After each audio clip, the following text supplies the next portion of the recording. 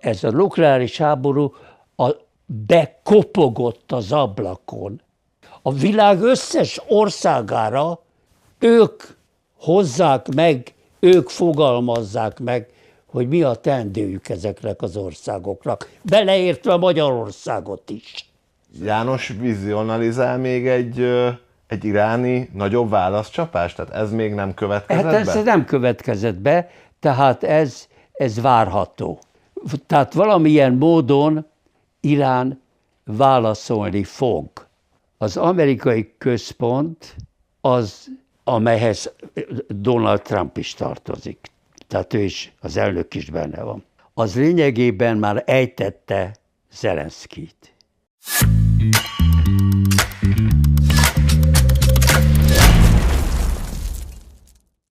Nagyon nagy szeretettel és tisztelettel köszöntöm a Jelen Podcast mai nézőit. Én Maci István vagyok. Még mielőtt belekezdenénk mai adásunkba, megkérném Önöket, hogy iratkozzanak fel a csatornánkra, és hogyha tetszenek adásaink, nyomjanak egy like gombot. Ma egy rendhagyó, különleges helyszínről jelentkezünk. Itt vagyunk Drábik János lakásában. Velem szemben ül Drábik János. Tiszteletem, János! Nagyon köszönöm, hogy eljöttetek. Nagyon örülök nektek. Azért jöttünk ma hozzád, János, hogy segíts eligazodni a nézőknek. Itt dúl a háború több fronton is. Hogyan látod a világban a geopolitikai helyzetet? Valóban keleténél több háború van, és még csak a nevüket se tudják. Valaki már a 4. világháborúnak nevezi, valaki a 3.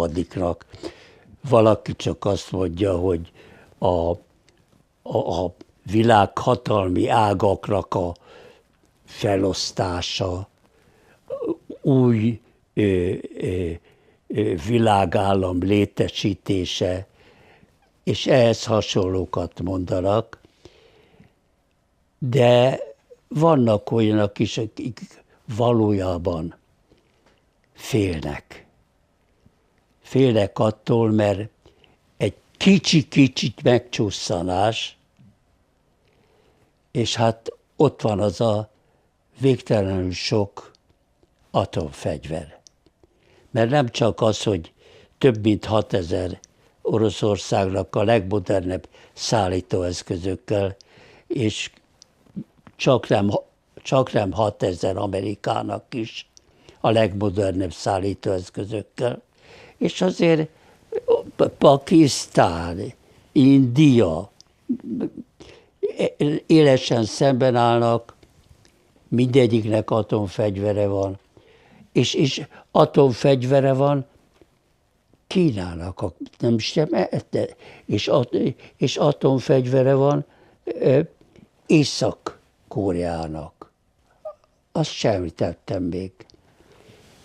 Hanem a legutóbbi háború az atomfegyverek miatt az a Közel-Keleten volt. És én úgy látom, hogy a Közel-Kelet egy sokkal fontosabb hely, mint az ukrán-orosz háború. Azért mondom így, mert Ukrajna provokálta persze ki parancsra, ösztönzésre az, hogy Oroszország kénytelen volt beavatkozni. És miből gondolod, János, hogy fontosabb a közel-keleti helyszín, mint az ukrán helyszín? Azért, mert a Közel-Keleten van most a világhatalom központja.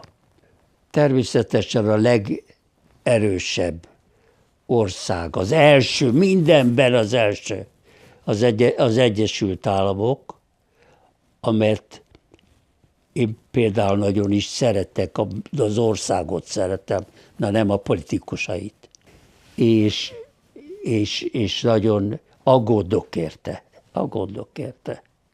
De azért itt figyelemmel kell lenni arra, hogy egy egészen új világhelyzet bontakozott ki, mert nem csak a nyugat, ami ma már egy új értelmet nyert, mert a nyugathoz számolják nem csak az Egyesült Államokat, meg Kanadát, meg Nagy-Britanniát, de egész Európát is oda számítják, és oda számítják Izraelt, oda számítják Ausztráliát, Új-Zélandot,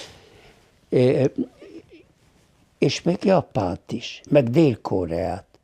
Ez azt jelenti, hogy ez a nyugat, ez most szembe találta magát a globális déllel.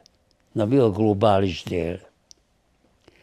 Hát azt lehet mondani, egész Afrika, az arab világ, egész Latin-Amerika, de a globális délhez tartoznak olyanok is, mint indiai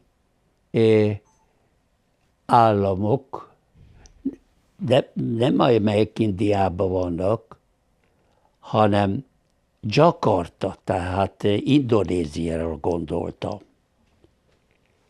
És hát vegyes állapotja van még ott egy másik országnak, hát Fülöp-szigeteknek, de én most erről nem akarok beszélni. Ami a lényeg az, hogy a kollektív nyugat, amit elmondtam, hogy micsoda, a kollektív nyugat az most már nem a világ ura, de ki az ura a kollektív nyugatnak?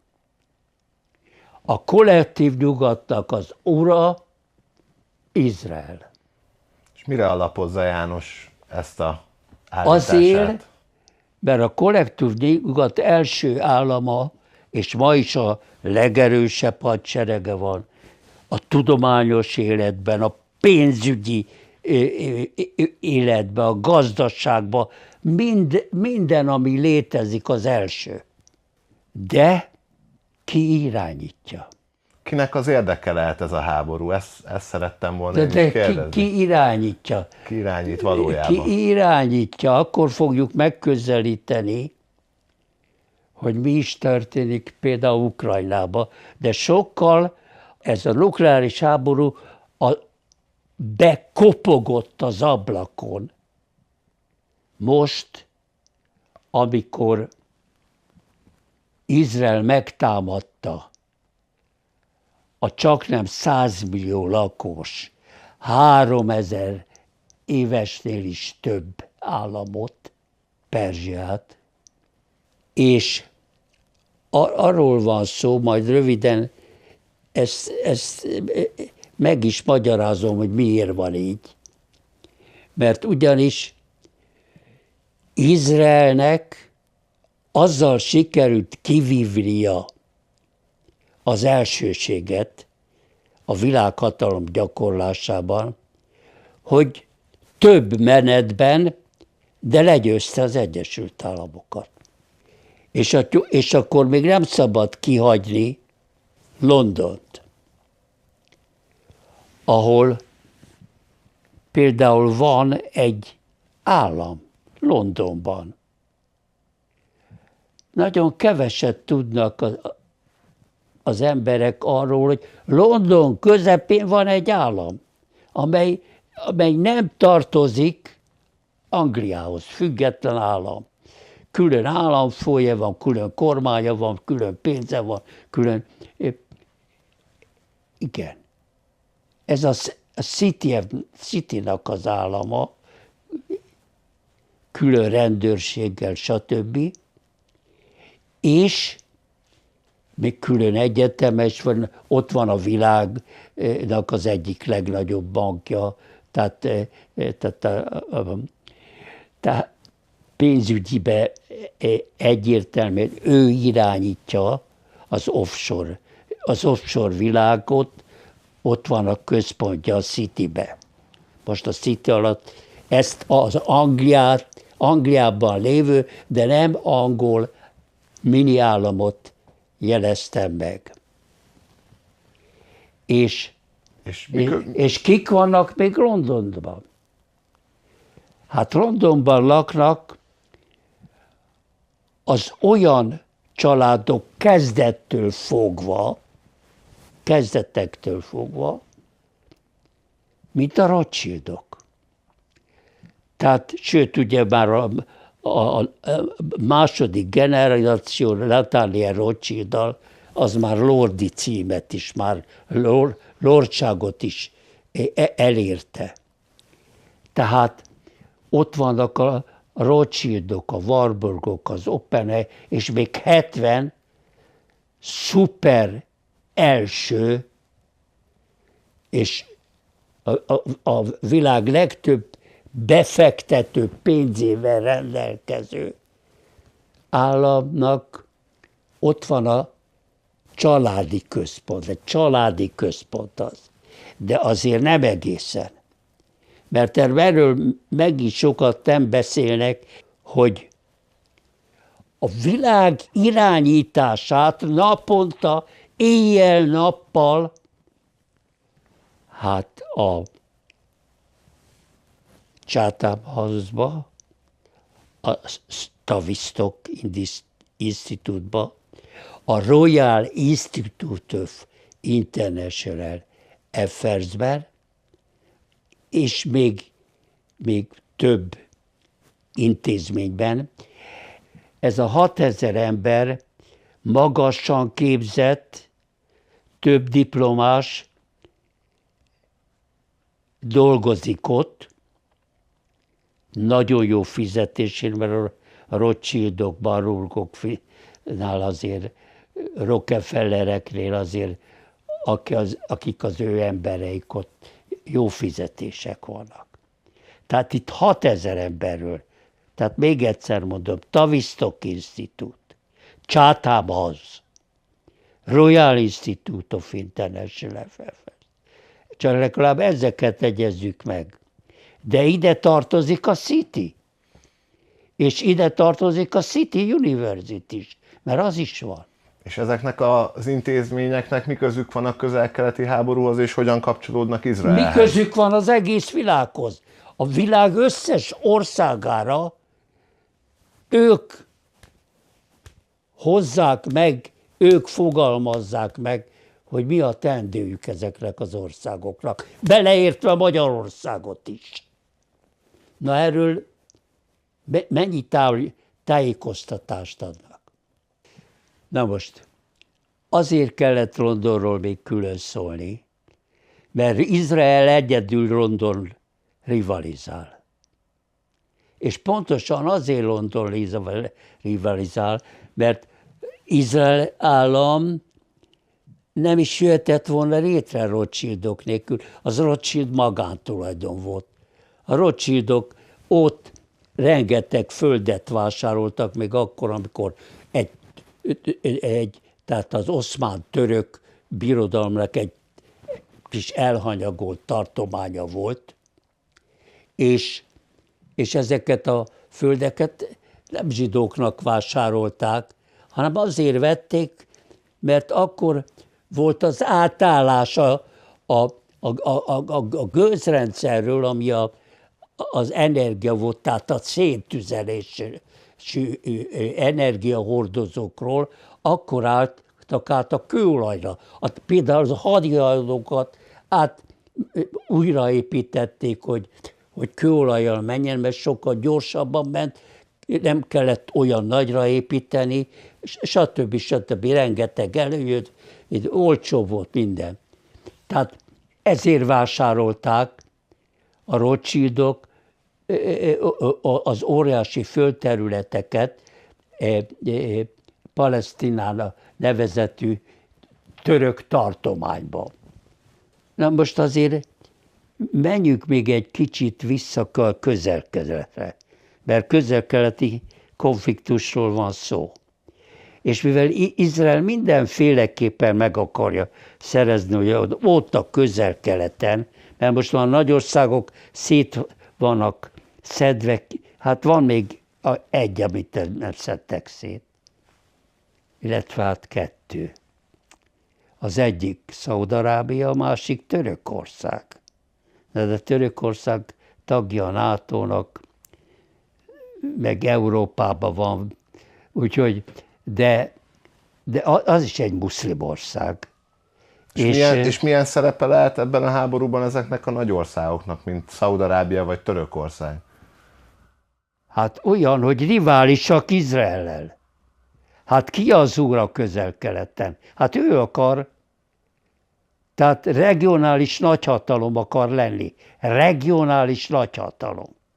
És az Oded megmondta, hogy hiába van neked egyedül atombombád, most már vagy 400 darab, nem leszel, és nem is lett. Nem vagy te a Közel-Keletnek a regionális nagyhatalma, mert például itt van Szaúd, de itt van a közel 100 millió lakosságú Irán. És Irán ilyen-olyan Izrael mindent megtett, hogy ne legyen atombombája, nincs is. És János szerint mondja, hogy ez atomhatalmakról van szó. Mégis mekkora a reális esélye ezeknek az atomfegyvereknek a bevetésének, János szerint? Itt arról van szó, hogy annak, hogy a Közel-Keleten, még ha lenne atombombája, de mondjuk nincs atombombája, nem engedik meg. Csak a mostani modern rakéta áll Irán rendelkezésére. Ha abból legyárt 100 000-et, és annak a felét rázudítja Izraelre, por és hamu marad belőle az atombombáival együtt. És Iránba is por és hamu lesz az izraeli atombombák miatt. Na most ez mire jó? Kinek jó két ilyen ország, amelyik por és hamu? Nyilvánvaló, hogy ez senkinek nem kell. Na de Izrael regionális nagyhatalom akar lenni, vagyis minden lényeges kérdésben ő döntsön, és minden, ami nem kedvez neki, azt megakadályozhassa. Ezt jelenti a regionális nagyhatalom. A Szaúd-Arábiában való, tehát az Ábrahámnak nevezett tehát programot azért dolgoztak és fogadtatta el, hogy végre megkezdődjék valami olyan fajta együttműködés, ahol szépen elfogadják Izrael vezetését, még Szaúd-Arábia is, ami tehát egyébként nem olyan nehéz elérni. Hát vajon ki vásárolja a szaúd-arábiai olajat? Hát nem az Egyesült Államok? És még sok minden mást is lehetne mondani Szaúd-Arábiáról. De szóval ennek volt, de mi van a helyzet Iránnal? János... És az Iránba, és ez is mutatja az izraeli módszereket, ahogy a Hezbollah-nál az összes kulcsembernek egyszerre robbant föl a telefonja. És el lett intézve a Hezbollah. Na és Iránban mi történt? Mert ugye az volt a várható realitás, hogy por és hamu lesz mind a kettő. Na mi történt? Ehelyett támadott Izrael, mert már minden lényeges emberre, legyen az atomtudós, legyen az politikus, legyen az ráállított több olyan lefizetett, talán iránit is, nem is kellett oda küldeni izraelieket, hanem irániakat. És ezekkel az akciókkal mi volt a célja egyébként Izraelnek? Elrettentés? Rendszerváltás? Vagy az atomprogramját szerette volna megállítani Iránnak? Azért, mert Izrael azt mondta, hogy jó, eddig megakadályoztuk, hogy Iránnak ne legyen atomfegyvere, de ezután ki fogja megakadályozni. Nekünk van, de nekik ne legyen. Még gyógyászati szempontokból se gyárthassanak olyan remolt, amelyik erre alkalmas, dúsított urániumot. Ne gyárthassanak. Na már most ezt úgy intézte el, hogy kellő embert küldött, illetve ott a helyiekből jó pénzért beszervezett, hogy amikor kapod a jelet, és a jelet az adta meg többek között, hogy a legfontosabb helyeket rakétákkal megcélozták, amerikai adatok alapján, mind betalált, és plusz a beszervezett emberek megölték a kulcs figurákat. Jó, a vezető ajatollahot nem ölték meg, valószínű azért, hogy legyen valakivel tárgyalni. Tehát azt élve hagyták. De egyébként minden számításba jövő szakembert, politikai vezetőt, mindenkit lényegében egyetlen akcióval eltüntettek. Ami még megvolt, az immáron több, hát soknak nem beszélhető, de számos, mély, hát nem mondom, hogy ez a barlang, mert ezeket mesterségesen az építették atomlétesítményekre gondol János a hegy. Igen, olyan atomlétesítmény, amelyek olyan mélyen vannak, hogy nem lehet rakétával kilőni őket. Na ehhez rá kellett venni Amerikát, amely éppen akkor kezdett Iránnal egy lényegében egy komoly szintű politikai közeledést, tárgyalást. Amikor Izrael ezt az akciót megcsinálta, és várt.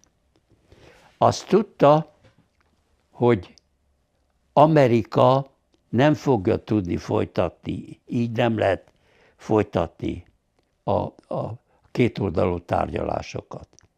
És azt is tudta, hogy az Amerikában élő zsidó döntési központok nyomást gyakorolnak arra az elnökre, amelynek a családtagja amúgy is hát, más kimutatta a hűségét a zsidó nép, a zsidó vallás iránt, ugye? Most gondolok a lányára, aki felvette a zsidó vallást is. Úgyhogy... Az amerikai-orosz háborúban is közel álltak nem olyan régen a békekötéshez. Ott is egy ukrán támadást szakította meg a békekötési folyamatokat. Ez is hasonló párhuzamot mutat ezzel gyakorlatilag, hogy ha közeledünk a békéhez, akkor valamilyen olyan akció következik be? Mivel ezt a rendszert, ami ma van Ukrajnában,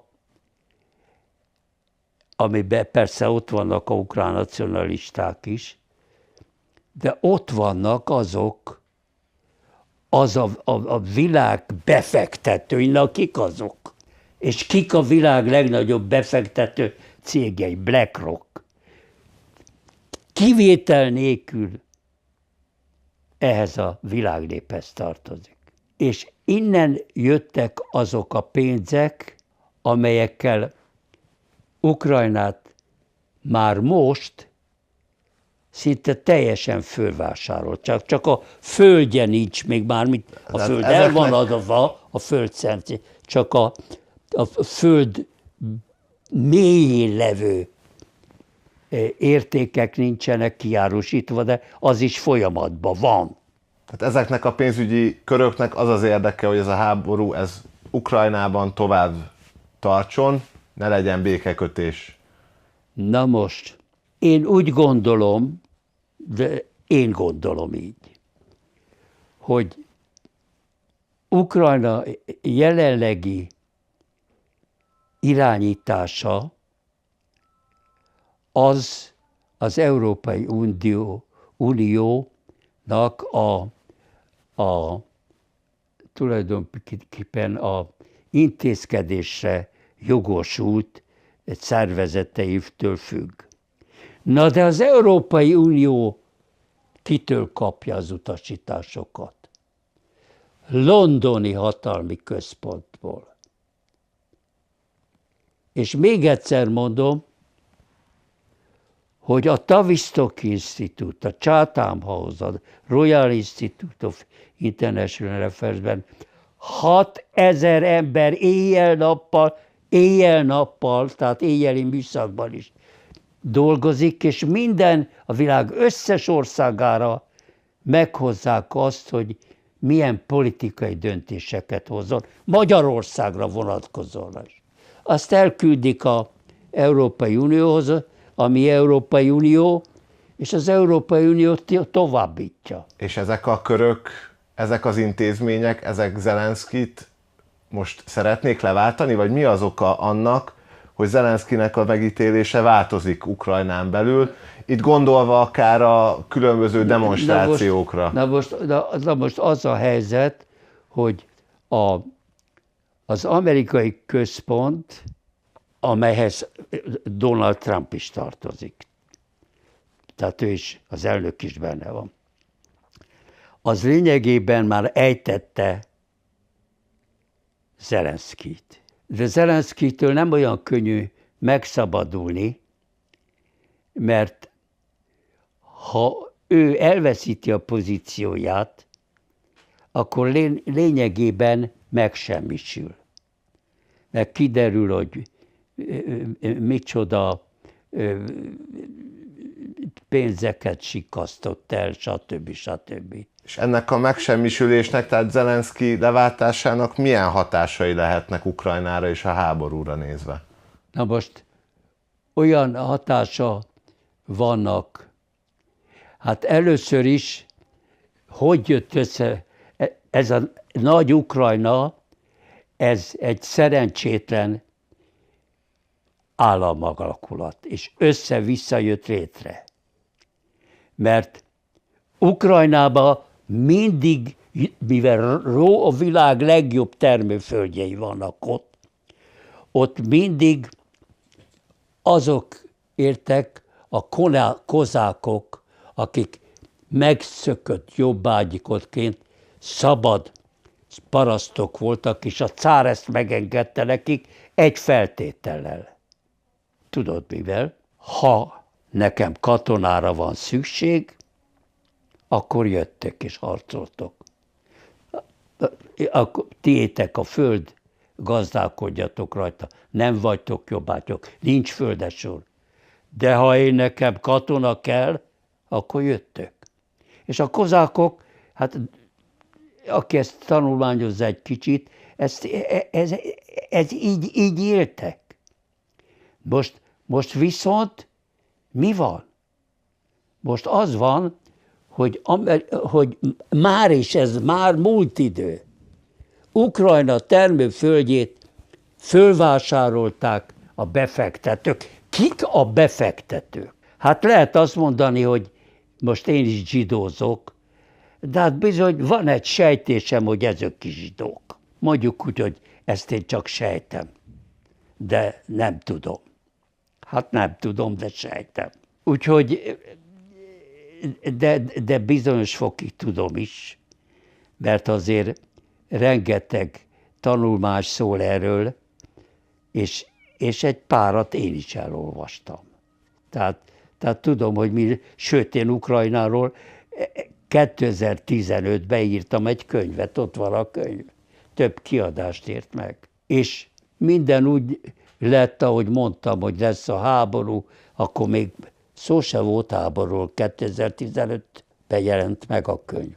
És még mindig van benne olyan, amit mások nem írtak meg, hogy az első héten, amikor volt a puccs, 5 milliárd dollár, megjelenik egy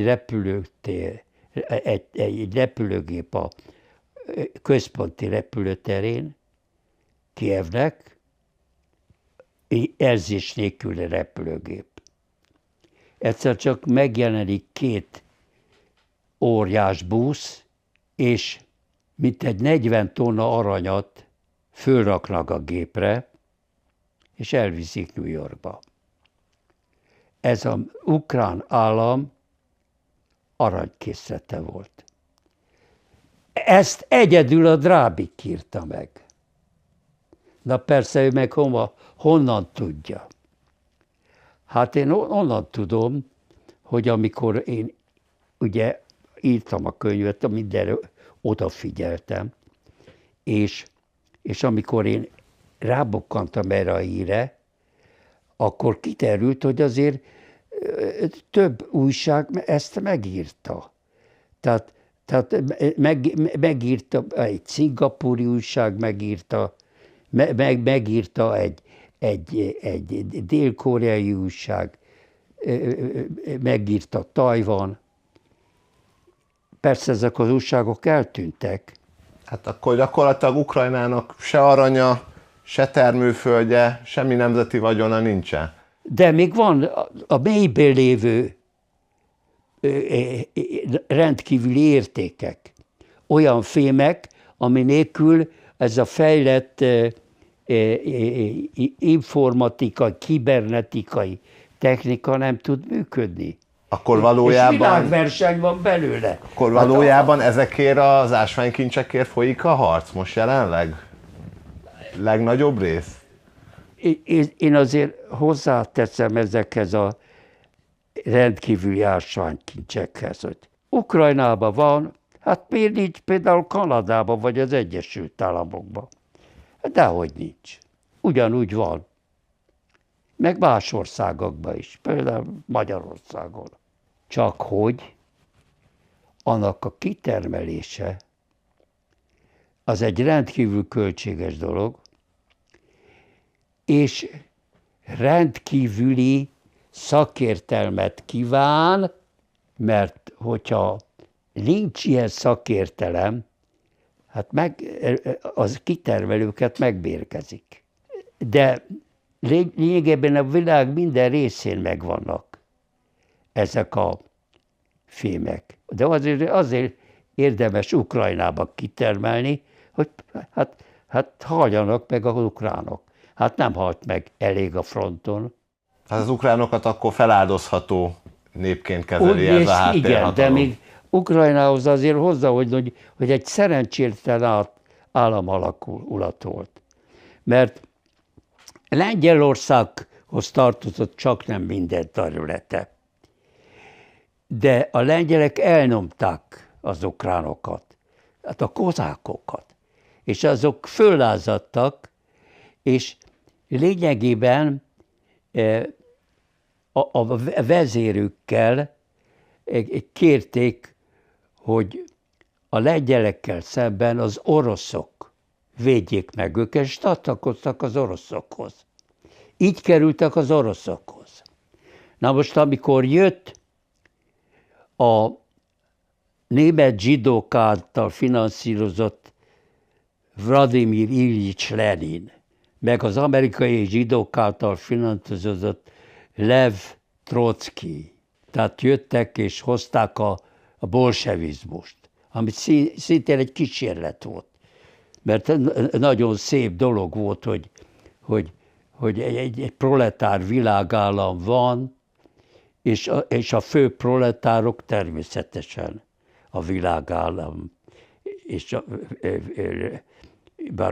erre kiképzett szakértők irányítják.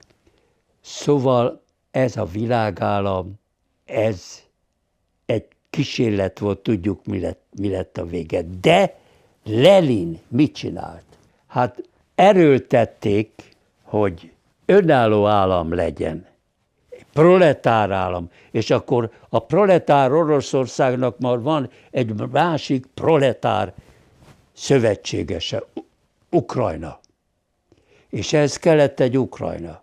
És mi lehet Ukrajna sorsa? És a háború után? Egyébként Krisztián Georgievics Rakovszky volt Lenin által kinevezett elnöke Ukrajnának, és az ő kihallgatási jegyzőkönyveit én fordítottam magyarra, és megjelent az egyik könyvembe.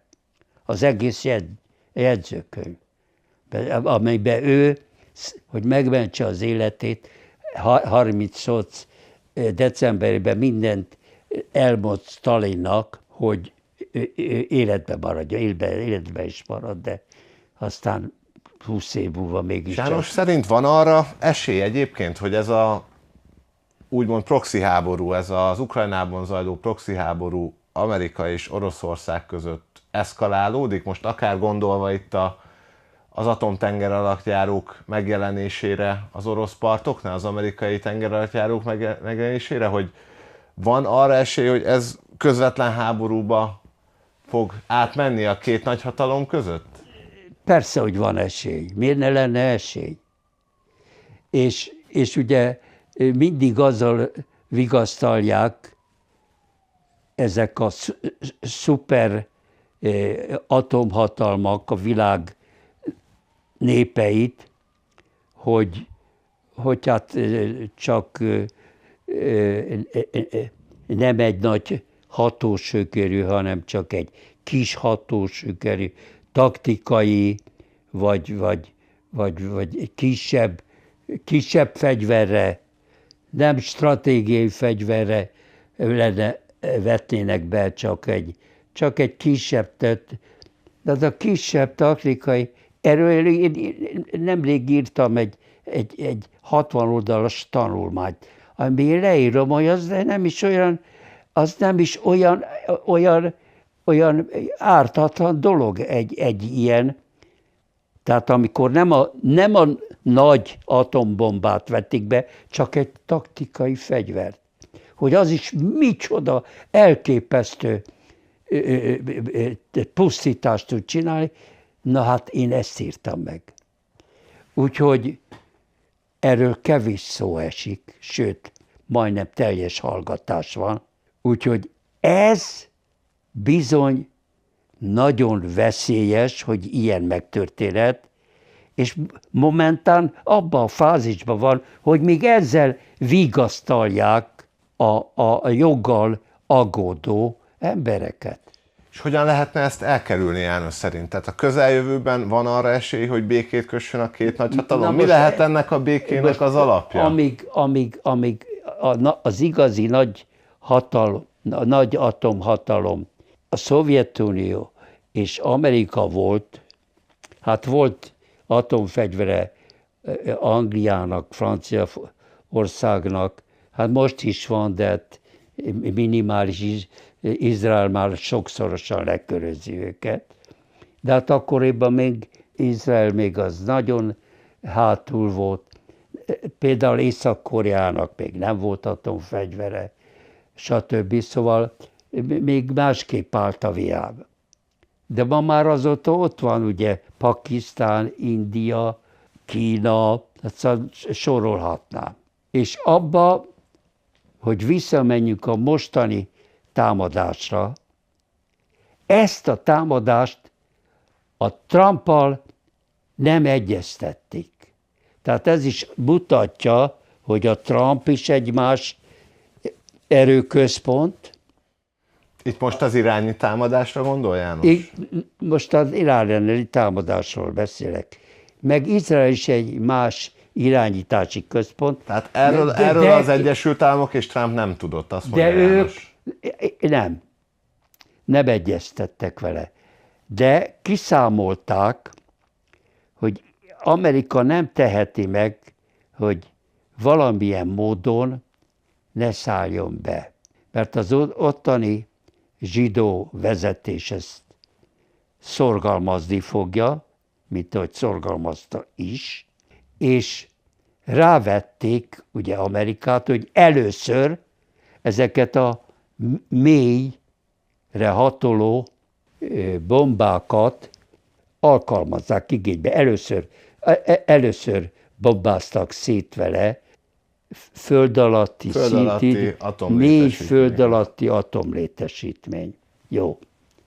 Tehát ez először történt, és ekkor persze Izrael és az Egyesült Államokat kéz a kézben folytatta az iráni politikát, ugye Iránt szétbombázták, és most éppen ott tartunk, hogy mi lesz a folytatás. Mert Irán még nem lépett, még nem válaszolt erre, ami történt, és az Irán rendelkezésére álló fegyverek és azoknak a mennyisége az alkalmas arra, hogy nagyon súlyos károkat okozzon Izraelnek. János vizionalizál még egy iráni nagyobb válaszcsapást? Tehát ez még nem következett be? Ez nem következett be, tehát ez várható. Tehát valamilyen módon Irán válaszolni fog. De az, hogy mi lesz ez a válasz, azt még nem tudjuk. És ezért nagyon feszült ez a közel-keleti, mert most már Izrael azt érezhetné, hogy ő a regionális nagyhatalom. Mert ki tud ellent mondani Izraelnek a közel-keleten? Szíria, amitől a Golán felsikot végleg elvette, ugye? Vagy ki? Talán Jordánia?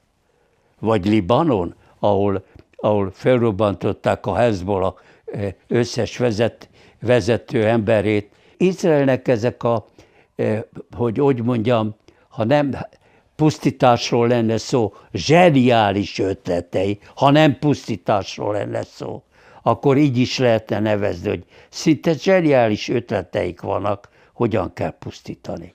Ezeket az izraeli pusztításokat, csapásokat itthon Magyarországon érdekes módon csak egyetlen egy párt ítélte el, és egyetlen egy párt szorgalmazza az azonnali békekötést a Közel-Keleten, ez a Mi Hazánk mozgalom.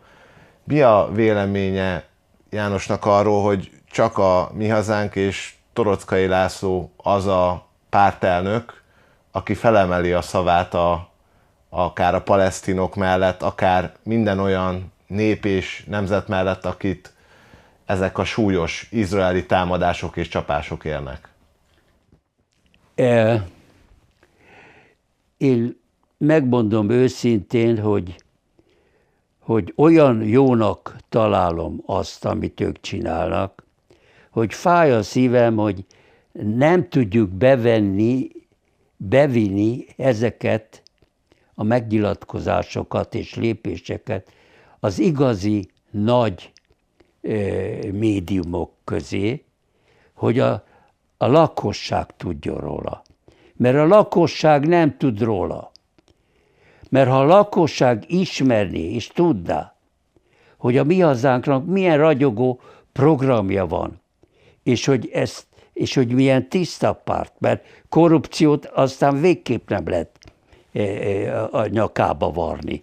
És tudjuk, hogy a korrupció szinte mindenütt megtalálható. De a Mi Hazánknál még nincs. És én nagyon egyetértek, hogy kiemelted Toroczkai Lászlót.